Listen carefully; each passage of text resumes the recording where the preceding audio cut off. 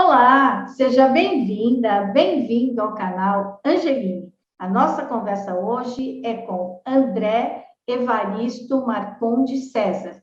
Ele é um ortopedista com especialidade em cirurgia da coluna, um profissional renomado e respeitado no Brasil e no exterior.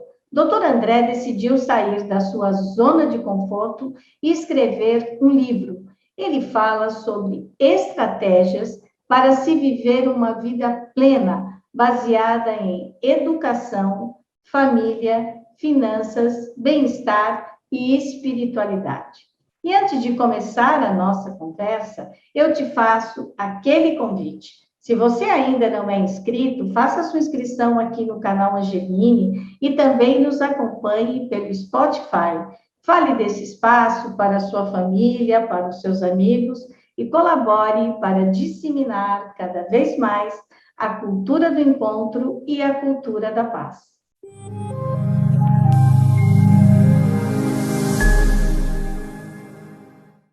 Doutor André Evaristo Marcondes César, é um prazer recebê-lo aqui no canal Angeline. Muito obrigada por ter aceitado o nosso convite. O prazer é todo meu, é uma honra estar aqui, conversar um pouquinho com você, aprender um pouco com você. Espero que a sua audiência aí, que é enorme, goste e se sinta entretida também. Doutor André, nós o convidamos porque o senhor tem uma ligação, né? O senhor faz uma ligação importante entre a religião e a ciência. O senhor é um médico ortopedista, um dos maiores cirurgiões conhecidos da coluna no Brasil, né? E fora aqui do país. O senhor é um nome renomado dentro da ciência, dentro da ortopedia, e, ao mesmo tempo, uma pessoa que entende que a espiritualidade faz parte da nossa vida e que a ciência e a religião não são coisas, ou a religiosidade ou a espiritualidade, não são coisas que andam separadas, elas andam juntas. É isso? É exatamente isso. Cris, é exatamente isso. E assim, a maneira como eu vejo é que a ciência, ela tenta estudar ou aprender ou descobrir os mecanismos de Deus. Então, assim, eu realmente, quanto mais fundo eu chego, então a gente começa naquele nível macroscópico, aí você vai para o microscópio, aí você vai para o atômico, subatômico, e aí vai. Quanto mais complexo vai ficando a linha de estudo, mais fica claro para mim que tem que ter alguma força que organize todo esse universo e essa complexidade que, no caso, seria Deus. Então, eu acho que estudar, você fala, mas as leis da física. Tá, as leis da física são as leis que Deus criou, então você não teria uma divergência ou eu não consigo enxergar um conflito de interesse entre fé e religião, muito pelo contrário. Eu acho que elas são assim extremamente compatíveis. Tem até uma história super interessante que eu queria ter colocado no meu livro e eu não tive a oportunidade, que eu não consegui realmente achar a fonte. Então, se alguém tiver a fonte, quiser mandar para o canal até para a gente saber, mas o contexto é esse. Diz que estava indo para a universidade, né? Tinha um trem que ia para a universidade na França, em Sorbonne, e tinha um rapaz novo e um senhor de idade lendo um livro. Aí o rapaz olhou e o senhor de idade estava lendo a Bíblia. Aí o rapaz, no auge da sua ignorância, falou assim, mas como assim? O senhor está lendo a Bíblia, indo para a universidade, um homem, não sei o quê, e começou a defender o ateísmo, e o senhor foi contra-argumentando, discutindo, tal, até que chegou na parada do senhor. Quando ele desceu, ele falou assim, foi um prazer conhecer você, espero que você mude de ideia, e deu o cartão pro rapaz. Aí esse rapaz novo, que também virou alguém famoso depois, quando ele olhou, estava assim, Pasteur, prêmio Nobel de Biologia. Entendeu? Então, assim, ele estava querendo ensinar ciência para o prêmio Nobel, entendeu? Porque ele estava lendo a Bíblia. Então, realmente, eu não consigo ver essa divergência. Muito pelo contrário, eu vejo uma convergência enorme. Certo. Então, o doutor André escreveu um livro, né? Eu, quando comecei a folhear o livro dele, eu já comecei assim, aquela musiquinha, né? Aquela música maravilhosa, na verdade, que diz o coração tranquilo, a espinha ereta, né? E aí lembrei de uma frase que é dita por uma pessoa comum aqui, a Vera Moreira, que é respira e não pira. né? E aí o doutor André, nesse livro, que é muito interessante, o que ele faz? Ele diz que a gente precisa cuidar do conjunto da obra, do corpo, da mente, do espírito, e ter atitude para que a nossa vida possa ser melhor. Ou seja, parar de reclamar, ficar no sofá, cuidar da vida e seguir em frente. Doutor André, será que o senhor poderia agora especificar um pouco mais sobre o seu livro? O que é cuidar do corpo, o que é cuidar da mente, como é cuidar do espírito, e junto com isso, o senhor também fala de prosperidade. Mas antes eu queria entender por que um médico, um ortopedista, fala da vida como um todo, né? Porque geralmente o que um médico faz, especialista como o senhor? Ele faz só da área dele, né? O que te levou a fazer um livro falando do todo do ser humano? É assim, Cris. Eu sou um leitor, entendeu? Assim, eu leio uma quantidade absurda de títulos e de livros, desde a bibliografia da Mônica Levinsky até livros técnicos. Assim, eu peguei esse hábito da minha mãe, que é uma leitora. Então, eu sempre tive um sonho de escrever um livro. O meu sonho de escrever um livro assim era escrever um romance, tipo uma história policial, uma história. Então, assim, era o meu sonho. Mas aí eu fui ficando mais velho, mais inteligente, eu fui vendo que eu não teria capacidade de escrever isso, não tenho essa imaginação para isso. Então, como eu tinha esse sonho de escrever um livro, eu falei assim, pô, eu preciso escrever precisava escrever um livro, precisava escrever um livro. Aí o que me levou a escrever um livro? Foi basicamente a quantidade de mensagens ruins com que nossas crianças, nossos adolescentes e o nosso povo recebe todo dia. Então, assim, o bonito é você ser bandido, o bonito é você não trabalhar, o bonito é você ganhar dinheiro de forma errada, é você não pagar imposto, é o jeitinho brasileiro. E essa informação que chegava para a juventude era algo que vinha me incomodando muito. Então eu falei assim, pô, eu vou escrever um livro para mostrar para as pessoas assim, tipo, eu venci, eu realmente saí de uma... Meus pais saíram de uma condição totalmente diferente da do que eu tenho, e eu conto isso no livro. Minha mãe vivia no sertão do Nordeste, seco. E hoje eu tenho um padrão de vida enorme. Assim, o que me trouxe de lá para cá foi o estudo e vários outros fatores. Então, o que eu descrevo no livro são exemplos do que eu fiz para dar certo, de uma maneira em que todas as classes e pessoas consigam absorver esses conhecimentos e tentem se transformar para evoluir. Agora, quando você pensa em evoluir, não adianta você evoluir só em um ramo, porque os outros vão te deixar dependente e vão bloquear o seu crescimento. Então, se você falar assim, o que a gente estava conversando antes, eu fiz uma faculdade, eu fiz isso, eu sou super inteligente, tudo bem, mas você morreu com 30 anos de câncer de pulmão porque você fumava 5 maços por dia. Então, assim, você limitou a sua capacidade de evolução porque você não cuidou do seu corpo. Então, assim, a ideia de escrever o livro é ajudar o indivíduo a evoluir e a prosperar nos vários aspectos, mas que ele entenda que ele vai ter que agir em vários aspectos e várias fontes para que ele consiga evoluir. E a ideia maior que a gente tenta passar em termos de evolução não é só evoluir você como indivíduo, é você evoluir a sociedade. Então, eu gosto muito de uma analogia, assim, de um local totalmente escuro, como se fosse uma noite de breu, aí acende uma luz, aí acende outra, acende outra, acende outra. Então, quando você evolui como ser humano, você começa a iluminar as pessoas ao redor. Então, eu me tornei uma pessoa melhor. Ótimo, automaticamente a sua esposa vai ser uma pessoa melhor, os seus filhos vão ser uma pessoa melhor.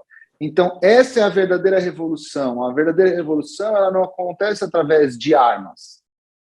Assim, as armas, você pode fazer uma revolução armada, mas ela vai ter um período curto de duração perto da história. E um dia ela vai se extinguir, como qualquer ditadura, qualquer revolução armada. Agora, a evolução que vem através da iluminação pelo conhecimento, essa sim, ela vai se prosperar. E quanto mais você estuda e quanto mais você evolui, mais a questão da espiritualidade, da paz de espírito, da religiosidade, elas se tornam importantes. Então, eu nem sei se o que eu vou dizer aqui seria uma coisa que até soaria infantil, mas se a gente não pensar na espiritualidade ou na existência de Deus, a coisa fica muito superficial e muito sem responsabilidades, você entendeu, Cris? Assim, eu morri, acabou, acabou. É muito fácil, né? Assim, então, assim, tem que ter um depois para que a coisa faça sentido, tem que ter alguém para você prestar conta para que a coisa faça sentido. E no contexto familiar... Desculpa, mas mesmo que você não preste essa conta, eu acredito que existe vida após a morte, enfim, alguma eu tenho coisa, eu certeza acredito que absoluta. exista, né? Mas o que eu penso é que, assim, então, o que a gente veio fazer aqui? Exato. Né? As perguntas não têm resposta. Não é possível a gente ser feliz dentro do carro com criança pedindo comida na rua. Então, a gente tem que tomar uma atitude para quê? Para que o mundo seja melhor. Por quê? Exato. Porque aquilo não faz bem para a criança, né? Nem pensar, e também para mim, porque ninguém quer ver essas coisas. Né? Então, e dentro dessa sua... Desculpa, mas não, acho que é importante. Assim, dentro dessa sua linha de raciocínio, é o que eu digo, eu falo assim, você não quer ler minha obra do ponto de vista da espiritualidade, você quer ler ela como no começo dela, em que a gente fala de ciência e de darwinismo e de evolução. Perfeito. Se você for pensar dentro desse contexto também, o que é você, a matéria que é você, ela um dia vai ser digerida e vai ser se transformada nas outras coisas. Exato. Então, assim, o seu vizinho, ele é você. O outro, ele é você, porque a gente se você for pensar só na matéria, ela vai se transformando, mas ela não deixa de ser você. Então, até nisso, quando você para ler a Bíblia, assim, em alguns pontos específicos, até nisso se você realmente lê com atenção, você vê, porque Jesus falou assim, eu não lembro da frase que ele falou, mas é assim, amai-vos ao próximo como a ti mesmo, porque é a ti mesmo. Aos outros como a ti mesmo. Exatamente, porque é a ti mesmo, se você for pensar do ponto de vista de biofísica, é a ti mesmo, assim, o que é você vai ser ele, o que é ele vai ser ele em ponto de matéria. Então, assim, às vezes as pessoas não têm essa visão, essa macrovisão de que nós somos a mesma coisa. Porque é essa coisa assim, né? Quando você está no templo, na igreja, no candomblé, na umbanda, seja o que for a sua religião. Quando você está lá em ligação com o sagrado, então você está ali rezando, orando, fazendo os seus trabalhos, seja o que for. E essa hora, você está inteiro, está ali. Mas quando você sai dali, você continua sendo aquela pessoa. Você não diz assim, bom, então é só aqui que eu tenho que ser bom e é só aqui que eu vou fazer. Não, quando você sai, é que realmente a sua missão começa. Então, todo esse alimento que você foi buscar com o sagrado, com o divino, é que você agora tem que colocar em prática. Foi isso que eu entendi um pouco do seu livro. Eu entendi. E assim, você entendeu certo, e é exatamente isso, assim, você ser o santo dentro da igreja é fácil, né? O duro é você aplicar a santidade fora dela. E assim, e não é fácil você aplicar esses princípios. Assim, a gente, como ser humano, a gente é falível. Mas eu acho importante você ter a consciência do que tem que ser feito e do que é o certo e do que é o errado. E buscar fazer o certo. Muitas vezes você não vai conseguir, porque você é um ser humano, mas você tem que ter essa necessidade de fazer o certo, você tem que ter essa necessidade de fazer o bem. Tem uma frase do meu livro que mas não é nem voltado para a espiritualidade, é mais voltado para a questão de sociedade, mas em que eu falo que o certo é certo, o errado é errado. Então, assim, se você for discutir em algumas, por exemplo, assim, com alguns antropólogos ou algumas outras pessoas, eles vão falar assim, não, tudo bem, mas na sociedade indígena X, eles matam a criança ao nascer que tem alguma deficiência por causa de uma coisa, e isso é cultural deles, então o certo é relativo. Eu falo, não. Então, essa sociedade ela não tem conhecimento suficiente para entender que isso é errado, mas o certo é o certo e o errado é o errado. E essa questão do certo e do errado, eu acho que para a maioria dos seres humanos, ela já vem embutida dentro de você. Você sabe quando você está fazendo uma coisa certa e você sabe quando você está fazendo uma coisa errada. Então, eu acredito muito nessa consciência divina que habita cada um. Você tem aquela consciência, você sabe que aquele ato é certo ou que aquele ato é errado. E você, através do livre-arbítrio, você decide exercer o certo ou exercer o errado. Mas eu realmente acredito que a gente sabe o que é o certo ou o que é o errado. Outra coisa que eu achei super importante na sua fala é que quando a gente fala de espiritualidade, assim, particularmente, eu se você perguntar assim, André, o que você é? Eu sou católico, mas eu acredito na reencarnação. Então, você fala, pô, mas você é católico, acredita na reencarnação? Eu sou católico, eu acredito na reencarnação. E você se sente bem em que tempo? Não, eu me sinto bem na igreja, mas você já foi em outros? Já. E você já rezou numa mesquita? Muitas vezes. E você já rezou numa igreja dos judeus, me fugiu o nome? Na sinagoga? Na sinagoga, muitas outras vezes.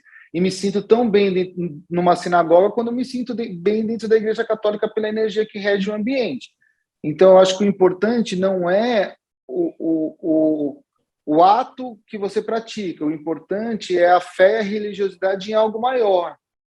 Eu acho que todas as religiões, elas, de uma maneira ou de outra, claro, e que eu não seja mal interpretado por alguém que leve as minhas palavras no literal, mas, assim, todas as religiões elas foram criadas por pessoas.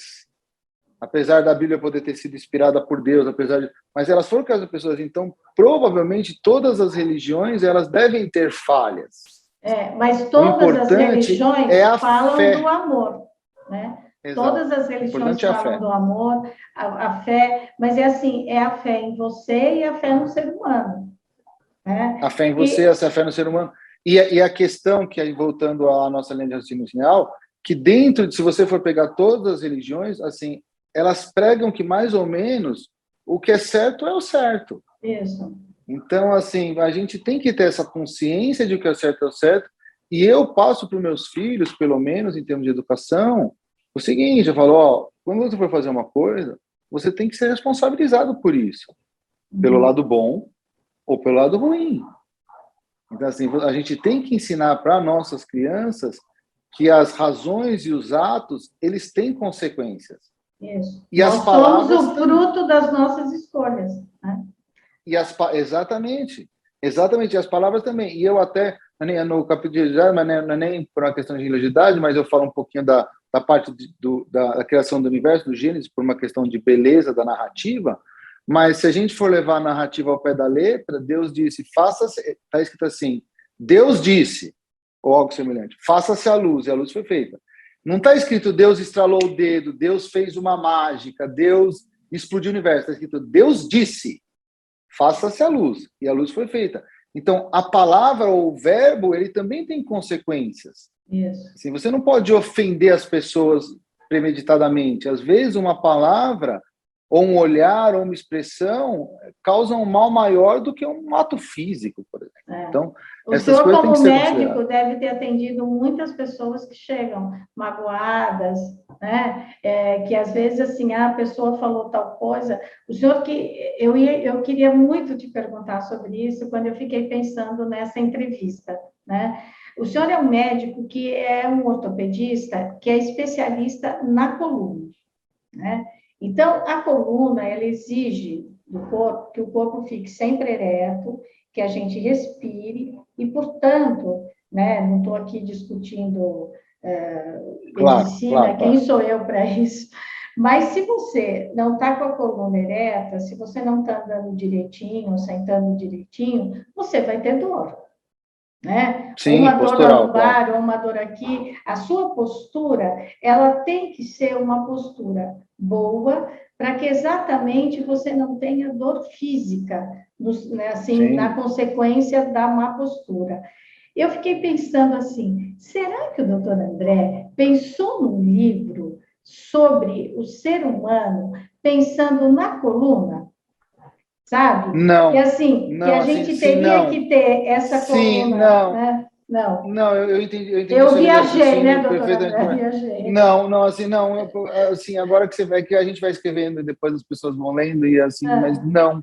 Assim, o livro é muito mais o André pessoa do que o André médico. Uhum. Apesar de que muitas das narrativas que tem ali, elas dizem respeito à minha vida profissional, porque eu trabalho muito, eu tenho outras empresas, eu tenho negócio, assim, o meu dia tem 60 horas, mas ali é muito mais a pessoa do que o médico, ali é muito mais o pai do que o médico, ali é muito mais o marido do que o médico. Uhum. Então, assim, ali, esse livro, ele até foi um conflito de interesses muito grande quando foi lançado, de falar assim, nossa, eu vou assim, como será que os meus pacientes vão me ver depois de uma exposição tão grande de quem sou eu? Porque, assim, às vezes o paciente vai lá, pô, eu trabalho no hospital de renome mundial, eu já operei presidentes, sheiks, esportistas de alto renome, né? Assim, então, assim, eu até fico curioso saber assim, será que ele, quando ele lê, ele vai achar que eu sou eu? Porque o livro sou eu, André. Eu, médico, é outra coisa. Às vezes você olha o médico, você olha o profissional como uma entidade à parte da pessoa. Entendeu? Então, o livro sou eu, assim, eu tenho fé mesmo, eu rezo todos os dias. As pessoas acham engraçado que outro dia, assim, eu estava assim, falando um negócio baixo durante uma cirurgia, o meu residente, meu aluno, falou assim, que foi, professor, achando que eu estava pedindo um instrumento ou alguma... Que foi, professor? Aí eu não respondi, continuei falando baixo, aí ele perguntou de novo, aí eu não respondi, aí ele perguntou a terceira vez, aí eu já tinha acabado de ler, eu falei assim, fulano, eu estava rezando. E nesse exemplo específico que eu estou te dando, aí o meu aluno falou assim, professor, o senhor estava rezando? Eu falei, estava, porque quando está muito difícil, às vezes eu falo, pô, Deus me ajuda, pô, não estou conseguindo, me ajuda. Aí ele fala, o que acontece? Eu falei, dá certo sempre. Aí o que acontece? O seu anjinho está ali firme, né, doutor? Agora existem, por exemplo, assim, se você for pegar do lado mais racional, às vezes alguém pode falar assim, não, sabe o que acontece? Que era uma situação difícil, e quando você fez uma oração no seu cérebro, você tirou o máximo da sua capacidade mental e aumentou sua concentração ao ponto de que você conseguiu executar aquela ação. Tudo bem, é uma maneira de pensar, eu não discordo. Para mim, Deus deu um empurrão, falou, tá bom, vai estar me pedindo, vai embora. Então, assim, vou te ajudar, exatamente. Então, assim, eu acho que assim, a religiosidade como um todo e a espiritualidade, e como você colocou uma palavra assim muito, muito, muito forte, o amor, ele tem que ser pregado, porque as duas maiores forças que movem o ser humano, ou é o amor ou é o ódio. Assim, o amor ou o ódio são as forças mais fortes que movem o ser humano. Aí vale você escolher por qual lado você vai lutar. Mas o amor é o caminho, né? Não tem jeito. Com certeza. O ódio não te leva a nada, né? Eu penso Não. assim, quando uma pessoa tem ódio de alguém, tem raiva de alguém, o problema não é de quem ela tem raiva. O problema é dela. Porque a pessoa não está nem aí, né? Então, o outro não está nem aí. Quem tem ódio, raiva, ele nutre aquilo com ele mesmo. Agora, quando você ama, a pessoa ama e caminha, né? Agora, nesse livro também, doutor André, o senhor fala muito sobre a atitude, né? A pessoa, ela precisa ter atitude, ela precisa ser o que se chama hoje em dia proativa, né?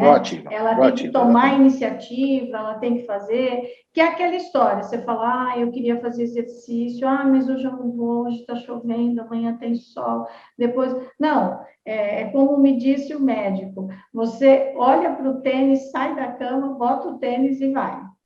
Levanta e vai. Por quê? Porque isso vai te fazer... é uma delícia fazer exercício. Eu confesso para o senhor que eu não acho, mas eu vou. Não tem como ser.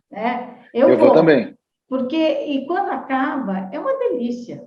Né? Não só porque Exatamente. acabou, mas porque o teu corpo te diz, obrigado, você respirou, você fez. E ele libera endorfina, serotonina, que são hormônios relacionados à sensação de prazer e bem-estar. E você ainda tem aquela sensação de prazer de falar assim, eu venci a mim mesmo, né? Assim, eu não queria ir, eu levantei e eu fui. É como fazer regime, né? A gente fala, eu vou resistir a esse doce. Quando você diz, nossa, fui dormir, que bom, não comi o doce, né? Exatamente. Não, sim, e tem até um influencer famoso que ele ainda faz uma brincadeira que ele fala assim, você fala para você mesmo, eu não vou comer uma bolacha, aí você come uma bolacha. Pô, se você perdeu da bolacha, você vai ganhar de quem? E assim, é uma brincadeira super assim. Eu gosto muito de um exemplo que é assim, outro dia uma pessoa falou assim, nossa, doutor André, meu sonho era fazer mergulho. Eu falei, tá, mas por que você não faz? Você já foi numa escola de mergulho antes? Ele falou, não, por quê? Eu falei, não, porque se você tivesse ido numa escola de mergulho e parado no balcão e perguntado para o balconista como eu faço, ele ia fazer sua inscrição, fazer sua matrícula, ia te dar uma apostila super simples, você ia estudar ela durante a semana. No sábado, você ia ter aula das 8 ao meio-dia, ia almoçar na escola, aí ia ter aula das 2 às 4 da tarde, às 4 da tarde você ia fazer uma provinha de 1 hora de duração. No domingo, você ia ficar 2 horas fazendo exercício na piscina. Na semana seguinte, você ia estar mergulhando. Então, o seu sonho era fazer mergulho e ele ia te custar 2 finais de semana da sua vida. E você não mergulha e não realiza seu sonho porque você não teve a iniciativa de ir lá e perguntar assim, como é que eu faço? Então, assim, não, eu acho que isso é uma coisa, assim, eu tenho meus alunos anualmente, meus alunos trocam a médica, e olha que meus alunos já são pessoas, assim, muitas vezes diferenciadas intelectualmente falando. Parece que cada geração ela vem mais preguiçosa, com menos proatividade, com mais direitos e menos deveres e obrigações. Eu não sei se isso daí a gente vai envelhecendo, a gente vai ficando com esse sentimento, e todo mundo que envelhece fica com esse sentimento em relação às gerações que vêm depois, mas assim, eu sinto isso assim de uma maneira exponencial, que as pessoas não têm a vontade nem o ânimo de fazer as coisas. Não adianta, assim, se você não fizer, a coisa não vai evoluir, não vai se fazer sozinha. Ninguém fará por você. Ninguém fará por você, exatamente. Agora, quando você faz, a transformação é gigantesca. Então, eu dou um exemplo aqui, assim, eu gosto do exemplo assim, olha, a menina, ela é caixa de supermercado. Tem, sei lá, segundo grau completo, ela é caixa de supermercado. Tudo bem. Se ela for à noite, fizer um curso de computação e aprender planilha Excel e não sei o quê, estou dando um exemplo. Na próxima promoção, ela de caixa, ela já vai virar gerente. Se ela fizer um curso de inglês e fizer não sei o que à noite, então, assim, cada ato que você tem de esforço que gere um conhecimento, o degrau que você sobe é muito grande.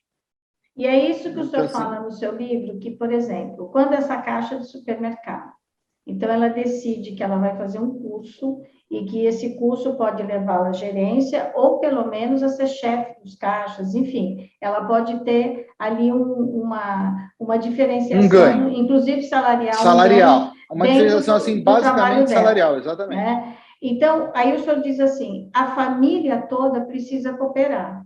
Então, assim, claro, ela é mãe, ou ela é filha, ou ela é irmã. Então, diz, olha, eu vou chegar mais tarde hoje, você segura a onda, você lava a louça da cozinha para mim durante esse tempo, depois do sábado e domingo eu te ajudo. É isso que o senhor fala? A família ajuda assim, nesse exatamente setor assim, da prosperidade que a pessoa quer seguir, é isso? Exatamente. Isso daí até no meu livro eu falo isso daí várias vezes, assim, até como homenagem à minha mulher, que assim, jamais eu chegaria onde eu cheguei se eu não tivesse a mulher que eu tenho ou a família que eu tenho, indefinidamente. E hoje eu apoio ela em muitas coisas para que ela realize os projetos dela. Ela vai ganhar até um prêmio aí de mulher de destaque do ano agora no Rio de Janeiro, em março.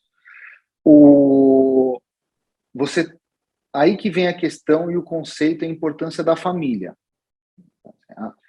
Quando você realmente precisar, é a família que vai estar lá. Eu vejo isso todo dia. Eu não vejo um paciente morrendo que quem está lá é o amigo, é o colega do clube do futebol, é a mulher do salão de cabeleireiro. Não, quem está lá é o pai, a mãe, o irmão, o filho. Então, assim, quando você realmente precisa, é sua família que tem que estar lá. Então, assim, a família ela tem que ser cultivada para, assim, de todas as maneiras ela tem que ser protegida porque você vai precisar dela e é ela que vai estar lá. Quando a gente fala de família, assim, eu não estou dizendo, assim, claro que no meu livro eu uso o conceito de família que eu tive, entendeu? Assim, mas, assim, existem vários modelos de família, mas a razão da família existir é uma união de adultos que não vai se desmanchar e que está ali para proteger os mais fracos e os menores e trazer evolução e o que seja que essas crianças ou essas pessoas aí precisarem. Então, é exatamente isso que você está falando. Você precisa do apoio do seu familiar. Se a gente for levar dentro desse contexto, só fazendo um parênteses, em relação à questão atrás, se a gente for pensar, o meu avô, ele fez um sacrifício, ele morava no sertão, ele fez um sacrifício enorme para minha mãe estudar. Minha mãe virou médica, fez um sacrifício enorme para eu ser leitor e para eu desenvolver outras habilidades. Hoje eu tenho um império. Então, assim, as mudanças pequenas, talvez elas não sejam perceptíveis para você, mas sem dúvida nenhuma que elas vão ser escalonadas para o seu DNA. Então, a caixa de supermercado, que estudou à noite, fez 2 cursos e virou gerente daquele supermercado, e o salário dela foi multiplicado por 1,5 vezes, ela tirou o filho dela do colégio público e colocou num colégio particular. E o estudo daquele menino, em vez dele ser um caixa de supermercado, ele virou um advogado. E ele ser um advogado transformou a linhagem daquela família para sempre. Então, quando você adquire conhecimento e você anda um degrau, talvez você não veja o quanto isso vai ser escalonado lá na frente, mas com certeza isso vai ser exponencialmente escalonado no seu DNA daqui a 2, 3, 4, 5 gerações. Então, assim, é importante essa questão da evolução, da família e do estudo. Eu costumo falar, assim, Cris, eu não sei, você é casada, Cris? Não, não sou. Assim, eu costumo falar assim, que o casamento, ele é uma opção de vida. É uma opção de como você quer viver. Se não existe casamento que a pessoa vai ser cega de paixão, louco, que nem do adolescente de 15 anos pro resto da vida. Não vai ser. Não. Assim, então, assim, a questão é, você quer ter esse estilo de vida? Quero. Tá bom, então vamos lutar por ele até o final. Uhum. Entendeu? Assim, então, assim, é isso que eu acho que é o bonito da família. É você se doar para aquela pessoa, mesmo que aquilo não seja o que você queira, para manter aquela unidade familiar e a coisa prosperar para frente. Tem aquela história super legal, que eu não sei se você já ouviu falar dos senhorizinhos que eram casados há não sei quantos anos, eu não sei se você conhece. Não sei, não sei. Então, diz que era um casalzinho de senhor bem de idade, que era, a repórter foi fazer uma entrevista por como é que eles tinham, sei lá, 100, não sei quantos anos de casado. Aí ela perguntou para o senhorzinho, falou assim, por que vou... Dá um exemplo de por que o seu casamento durou tanto, né? Aí ele falou assim, eu vou te dar um exemplo. A parte do pão que eu mais gosto é a pontinha do pão, é a parte do pão que eu mais gosto. Desde que eu casei com ela, eu corto a pontinha do pão, passo manteiga e dou para ela. Aí a senhorinha riu. Aí a repórter falou assim, mas por que a senhora está rindo? Aí ela falou assim, porque eu odeio a ponta do pão, eu como porque ele me dava, entendeu? Eu não sabia que ele não gostava, mas ele me dava. Então, assim, eu acho que esse é o intuito de família. E isso é uma coisa que eu acho que falta muito nessas gerações novas, assim. É muito egoísmo, entendeu? É só eu. A vida não é só eu. Entendeu? Assim, a gente tem que aprender a doar um pouco. Mas, doutor André, todas essas nossas atitudes, a atitude do curso, a atitude de viver bem com a sua família. Eu tenho uma amiga que é espírita e ela diz: ninguém veio o endereço errado. A família é o endereço que você tinha que vir. Né? Essa é a família que você escolheu e tal, que tem tudo a ver com a reencarnação. Mas, enfim. Sim.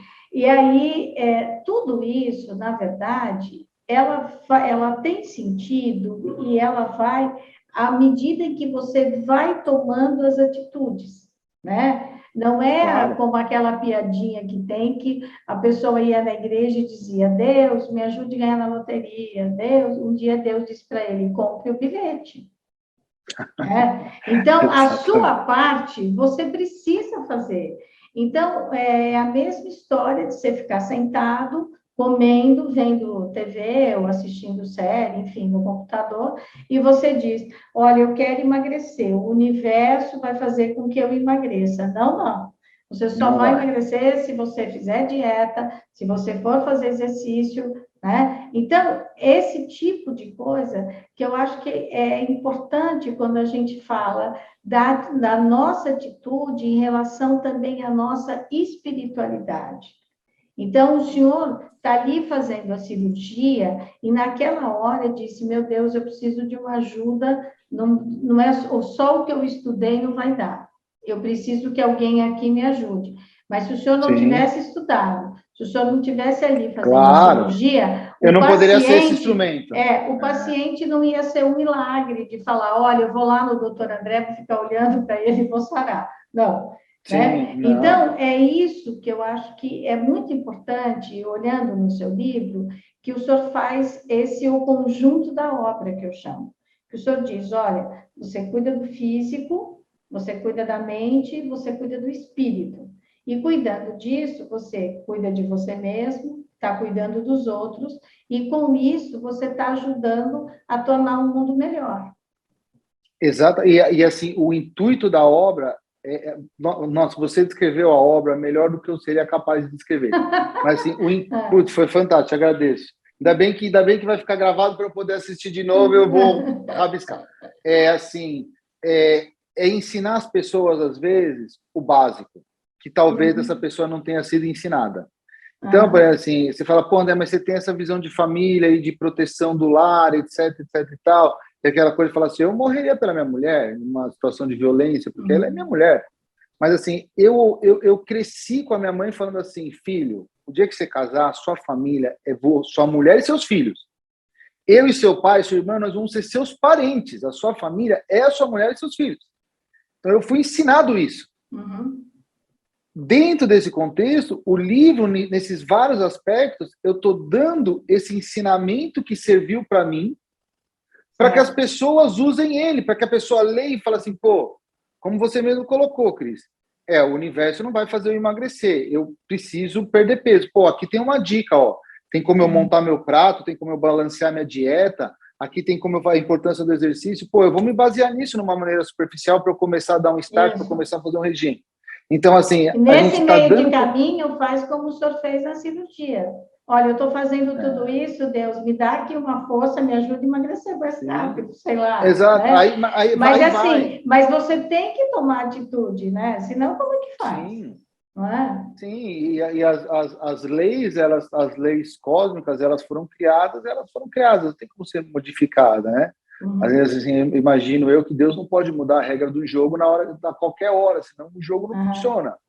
Então, assim, as regras, elas foram criadas. Tudo que você faz, um dia volta para você. Então, se você... O senhor sabe disso, né? Falando assim, fisicamente, claramente, todo mundo sabe disso. Não é aos 80 anos, nunca é tarde, mas não é aos 80 anos que você vai querer consertar, por exemplo, a sua coluna fazendo exercício físico. Você tem que começar mais cedo. Certeza.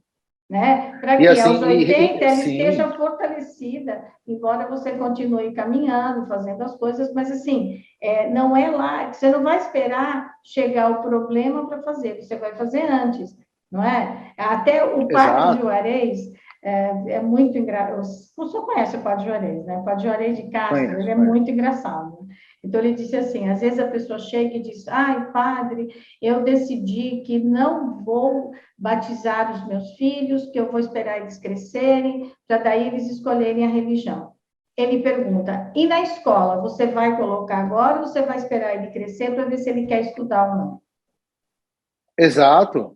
Né? Então, se a criança ela vai desde o início pensando, ela pode até crescer e dizer, olha, não é isso que eu quero para mim, não é esse tipo de religião, não é essa espiritualidade, mas você naquele momento dá o que você tem, né? Por quê? Porque é o momento dela receber e depois ela vai fazer as escolhas dela.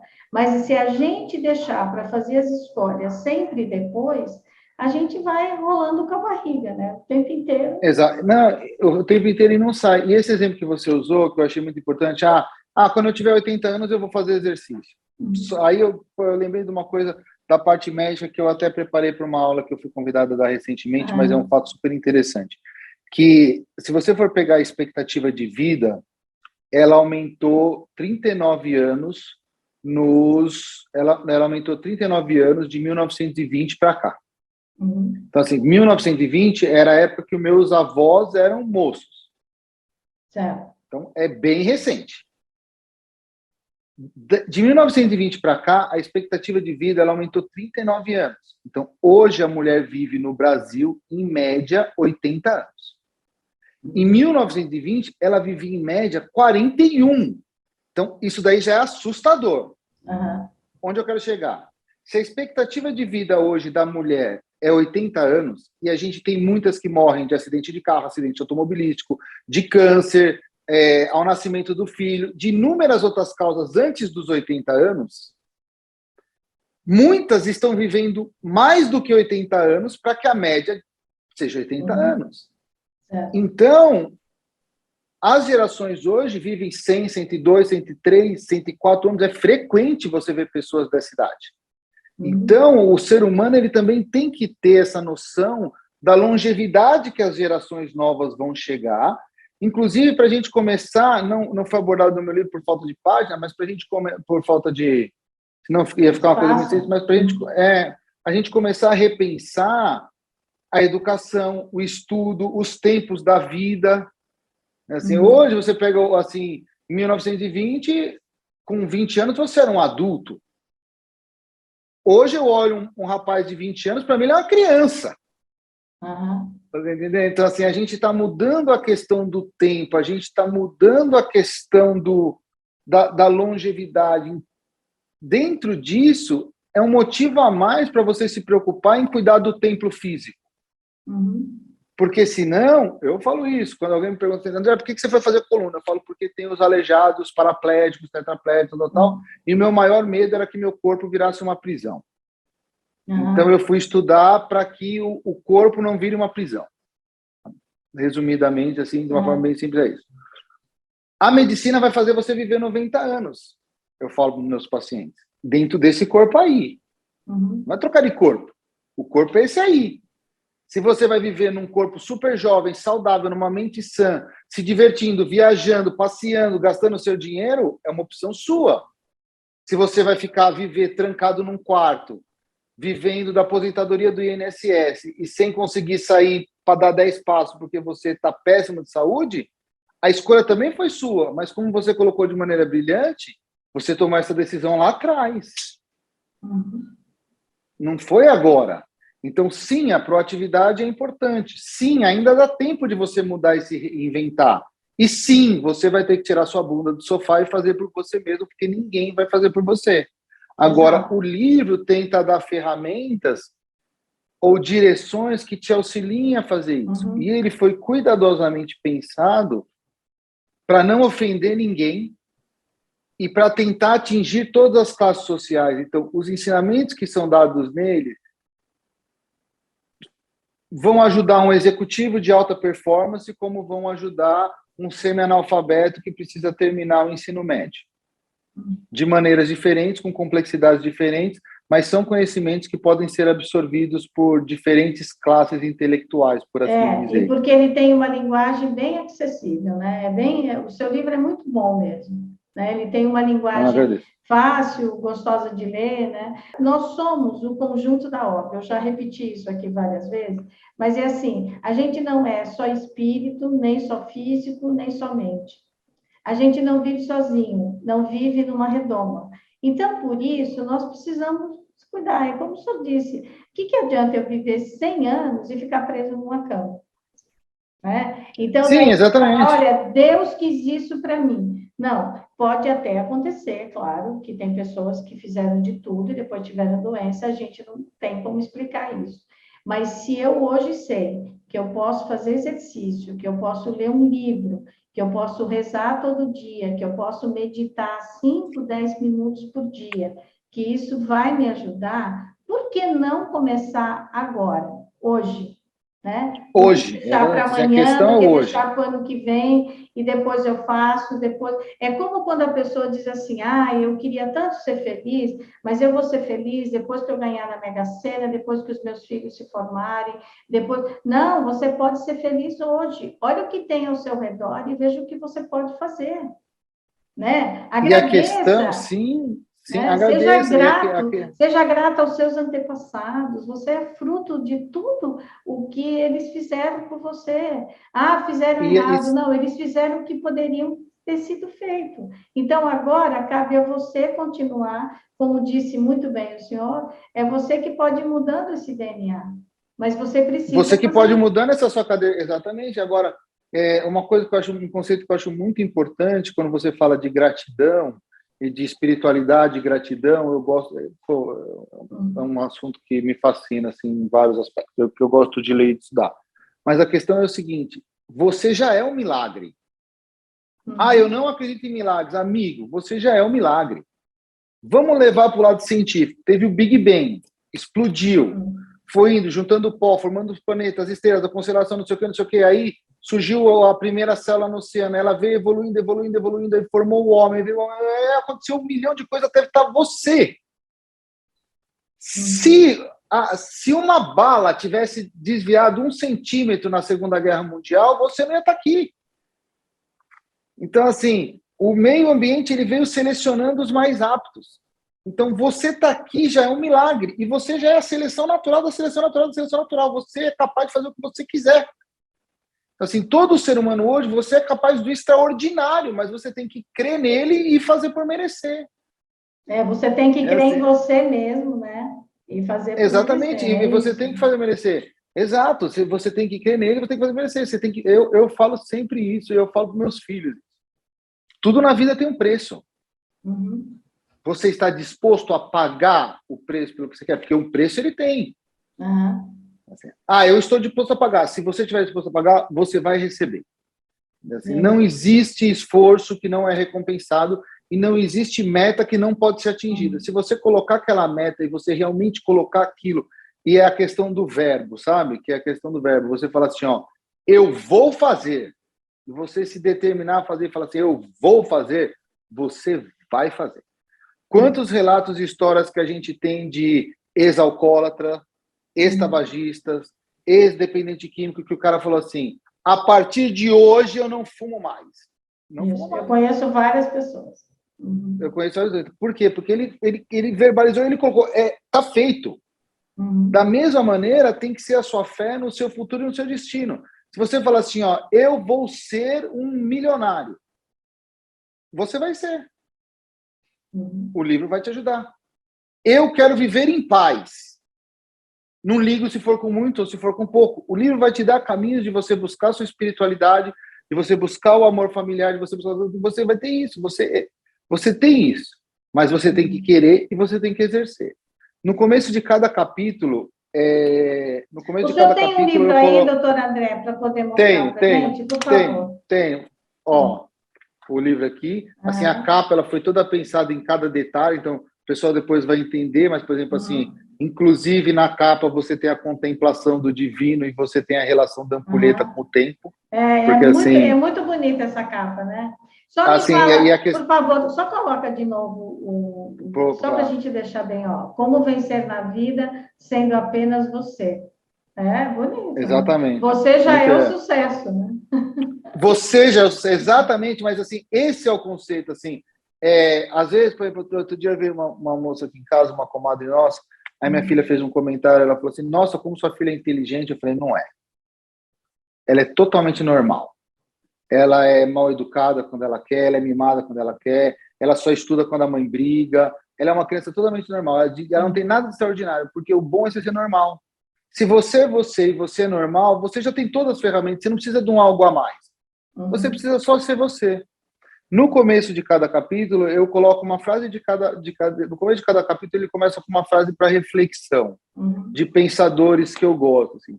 A única frase que é minha é a que começa o primeiro capítulo, que é assim, a educação é o caminho para a liberdade e felicidade. Não importa o quanto o mundo te puxe para baixo. Ser feliz é um direito seu. Isso. Então, isso vai exatamente de encontro ao raciocínio que você estava fazendo, Cris. Você tem o direito de ser feliz. É um direito seu, corra atrás dele. Entendeu? Assim, você tem que ser feliz, você tem que ter prazer, você não tem que ser massacrado, nem humilhado, nem espizinhado por ninguém. Agora sim, o mundo é um lugar cruel e que vai te puxar para baixo. Então, como em muitas coisas na vida civil da gente, você tem que lutar, às vezes, para exercer um direito seu. Eu quero ter o direito à liberdade de expressão. Pô, custou super caro. Assim, eu quero ter o direito ao voto. Pô, custou super caro.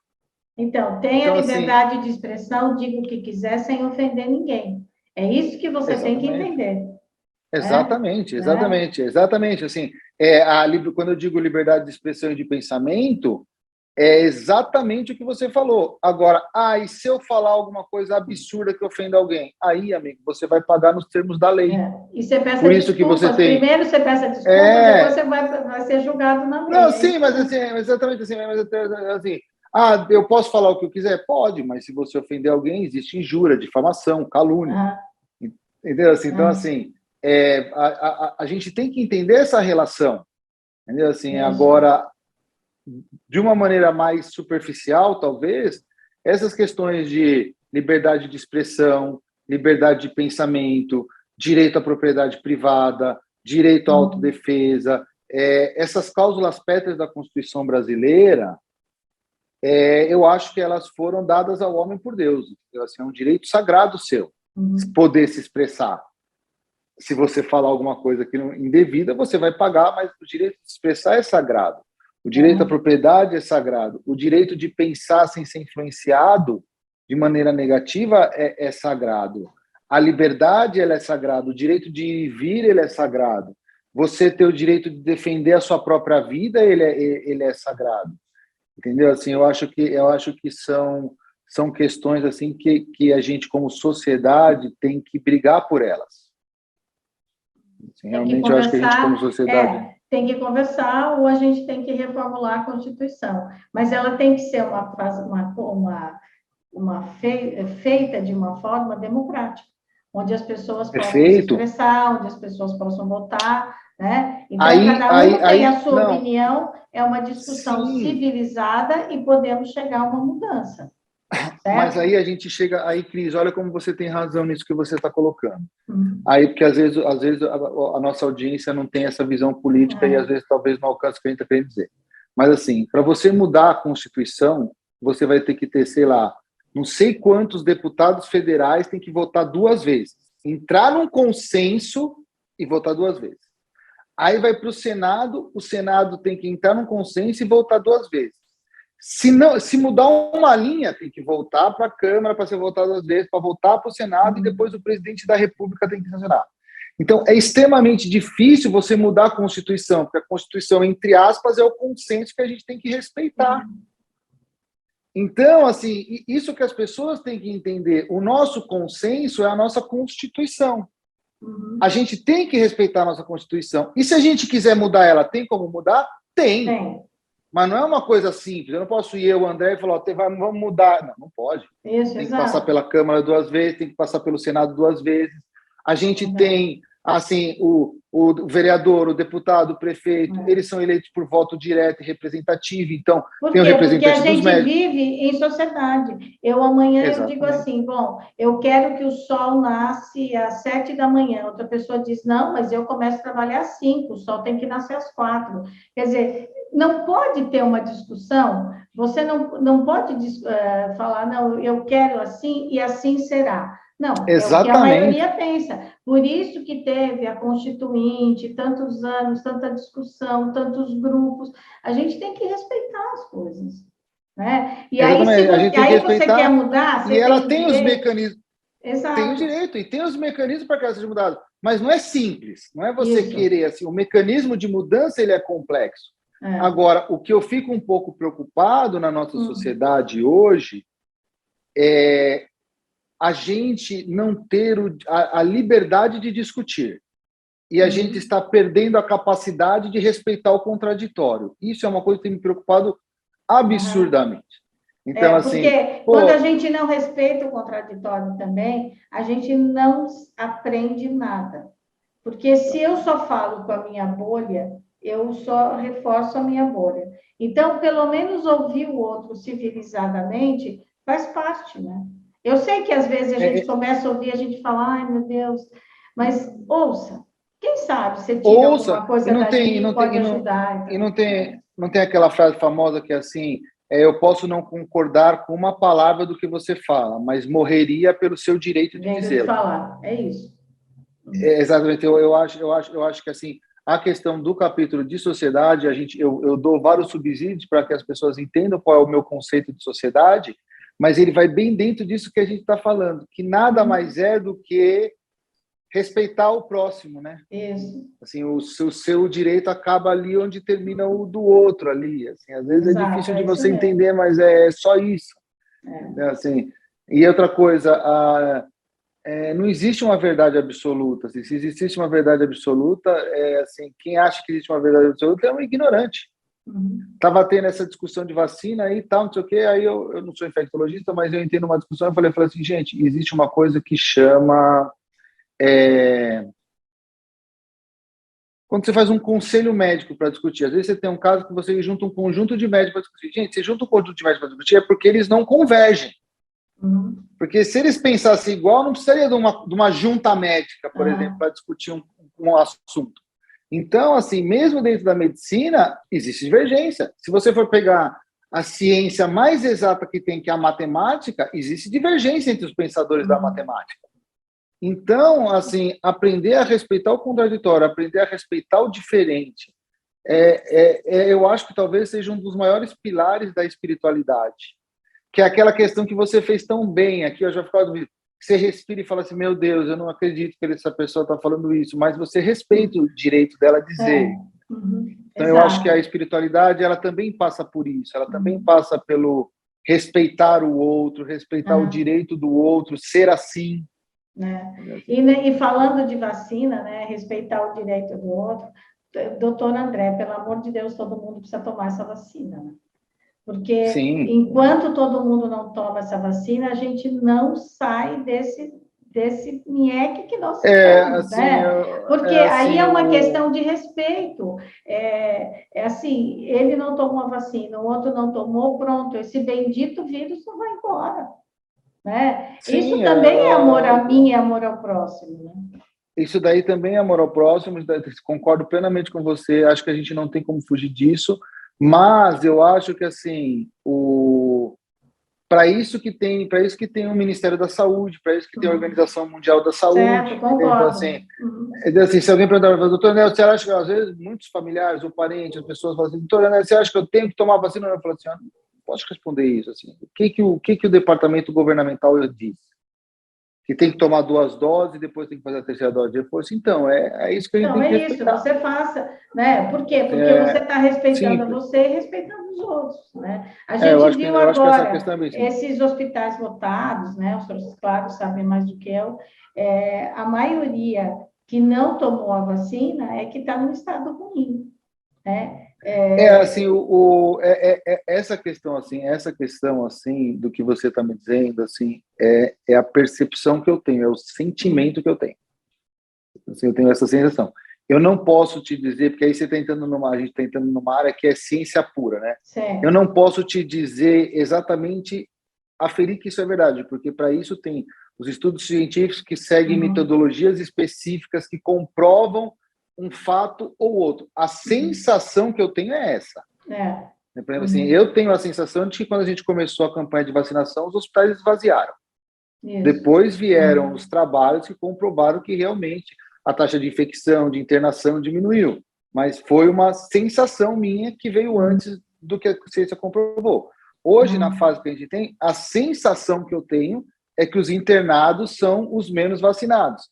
Isso. Acredito que a ciência vai comprovar essa afirmação, mas não poderia te bater o martelo nisso agora. Certo. Assim, mas é o que eu acho, assim, que a gente, essa questão da pandemia, ela envolve outras coisas porque ela é muito nova.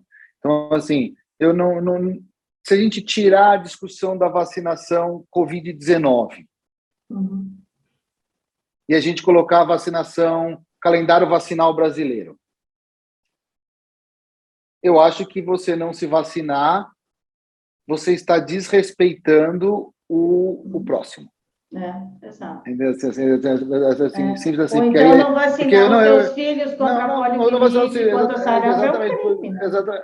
É um crime, exatamente. Assim, eu digo assim, tirando desse contexto, para não falar assim, o André e a Cris, eles estavam politizando. Não.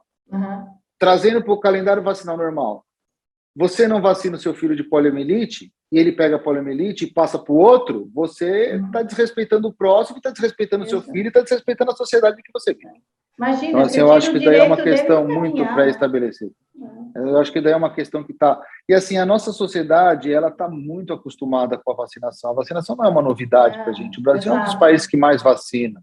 Entendeu? Assim, você vai mesmo na periferia mais pobre, a mãezinha lá da periferia mais pobre, ela não perde o calendário vacinal do filho, ela leva o bebê para cumprir direitinho.